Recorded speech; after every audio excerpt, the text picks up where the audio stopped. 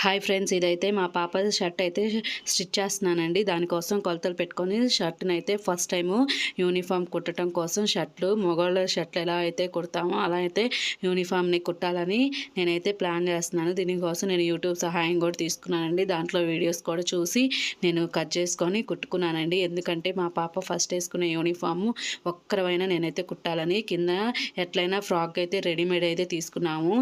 ఎందుకంటే next year uniform అనేది మార్చేస్తాం అన్నారని రెడీమేడ్ అయితే తీసుకున్నానండి. తర్వాత వచ్చేసి ఇది షర్ట్ తీసుకుందామంటే లూజ్ అయిపోయింది అన్నారు. అందుకని నేనైతే షర్ట్ తీసుకొని స్టిచ్ అయితే చేద్దామని చేస్తున్నానండి.